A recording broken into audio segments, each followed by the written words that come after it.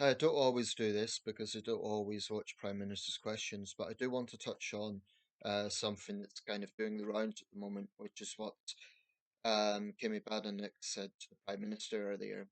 And actually, she started off her argument quite reasonably, namely calling out Labour's track record and specifically Keir Starmer's track record on the trans issue. She pointed out that Labour female MP had been hounded out of her position. That's a reference to Rosie Duffield.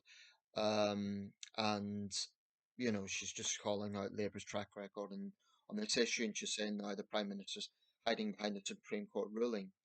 I think the Badenoch's right to point out Starmer's inconsistency on this. I think she's right to point out the fact that he will jump on certain fads. We know, for example, he took the knee, the Black Lives Matter, and Starmer has done that. As Prime Minister, he's been less woke, but that is his track record. The job of the leader of the opposition is to hold the government to account, to hold the Prime Minister to account specifically. So that's all well and good. I've no issue with any of that. Then she basically said he doesn't have the balls for it, i.e., to tell the truth, to be direct. Now, in the grand scheme of things, that may not seem like a big thing, and I'm by no means a prude. You know, you just have to watch 10 minutes of WWE to see much bigger insults than that, right? But we're talking about Parliament here. We're talking about the seat of our democracy, the centre of what should be adult debate. Now, I'm not one who believes that Parliament should be overly sanitised. I don't think it should be overtly civil to the point where, you take away the adversarial nature of it. But I do think that yeah, I think she was unprofessional with that insult. I just think it was a bit crude and unnecessary. And I think she undermined her own argument with that. It was just unnecessary. She's making a good argument until she threw out that insult. I mean, a lot of people will lap this up and they'll agree with her, and she say because they don't like Starmer and they don't like the Labour Party. I would challenge those people if Starmer or another male Labour MP said something insulting to Kimmy Badenoch as a woman, something that was in that direction, would they be okay with it? Um, I'm sick and tired of double standards in politics, and it comes from all sides. But why is it okay for a woman politician to insult a male politician? As far as I know, Lindsay Hoyle didn't reprimand her for that. I'm sure if it was the other way around, if Starmer said something along those lines, we'd be hearing about the sexism in politics and how hard it is for women. I just think there has to be consistent standards. And to me, the leader of the opposition shouldn't be accusing the prime minister of having no balls. She can, she made the point about moral courage, and that's very legitimate. I just think that, people might say I'm being a prude, but I just think it lowers the tone. I think it's unprofessional, and I think Lindsay Hoyle should have reprimanded her for that, actually. Um, but yeah, I mean, people are lapping it up. I think Starmer actually handled it quite well. His retort was, it must have sounded better when she said that in the mirror. And then he highlighted the divisions between Reform and the Tories. I think he mentioned in verbatim, but he was talking about the member for Clacton, that is Nigel Farage, um, fighting over the Tory bones and stuff like this. It was just, he was homing in on the Tory Reform feud, but um, Starmer doesn't tend to get into personal insults. And, anything else could be said about him. He has misjudged a lot of things, but he doesn't go there. I think, frankly, he is the adult in the room when it comes to debate between him and Badenoch. And for me, that does carry some weight. I think she undermines her own argument by just throwing out insults. But on the point of moral courage, Kimmy Badenoch, will will she criticize Donald Trump? Will she have the guts as a leading British politician to condemn some of Trump's excesses? So she can't really accuse the Prime Minister of lacking courage if she's not prepared to speak out on things that may, for example, upset some of her supporters. I'm not overly impressed by Badenoch so far. I actually happen to agree with her on the trans issue. I do think the Labour track record isn't good. I made a video on this. I believe that a woman is a woman and a man is a man. That's what I believe. Starmer has been inconsistent, but he does make a valid point about this. There has to be a civil debate on the issues. He is right to say that. And he is right to say that everyone deserves respect now. He needs to recognise the fear and anxiety women have felt and the way they felt silenced by trans bullies. But there is another side to it, and I'm saying this as someone who believes that biology matters.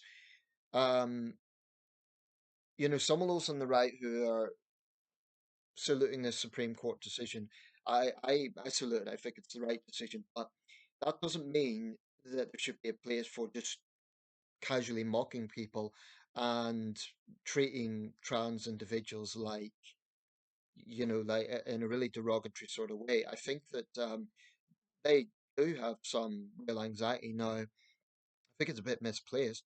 This is nothing about the Supreme Court ruling that's actually taking any of the rights away.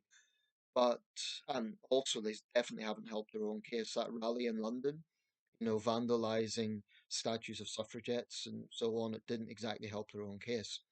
Not to mention some of the violent threats issued against women. I think the police, once again, they're not being consistent. If someone's holding up a poster advocating hanging women, the police should be arresting that person, just as they would turn up at someone's doorstep for using the wrong pronouns. I like some of the Tory positions. I like the fact that they're calling for an end to non-crime hate incidents. I think that is nonsense. I think it takes up police resources. But Badenoch has to do better than just throw out insults. That to me is not a way to get back into power. It may get some cheap likes. It may, give her a lot of applause on one hand, but I don't think it's a long-term strategy. I just think it's lowering the tone, and I just don't think it's professional. Um, she could have made just as strong an argument about moral courage without using crude language. He doesn't have the balls for it. It's more like something you'd hear in a pub between two guys getting into a fight or, something like that. I just don't think it's parliamentary. And I do take issue with the double standards. All those who are praising Badenoch, I ask you, I challenge you, if a male politician said something derogatory about, oh, well, like, let's give an example, will a little lady just be quiet, would be seen as sexist and patronizing language. So why is it okay for Badenoch to use something that's obviously referring to male genitalia and courage in such a casual, sweeping way? I just think it's crude. And I can't jump on this bandwagon of saying, oh, she speaks the truth. Yeah, she was right up until that point, up until she decided to go to the gutter. And my challenge for Kimmy Badenoch is, if you're so big on moral courage, will you condemn Donald Trump and his excesses? Or will you find that difficult because you've praised him so much? Or the first day, not the first day, but the first few weeks, I believe that Starmer's government was in power, she was attacking David Lammy and the Prime Minister for the fact that they were bringing up old comments that David Lammy had said about Donald Trump and just showing herself to be a bit of a sycophant. So honestly, I'm not overly impressed by Kemi Badenoch. It's not so much that I disagree with Tory positions. Some of the positions I do agree with. We do need to get rid of non-crime hate laws.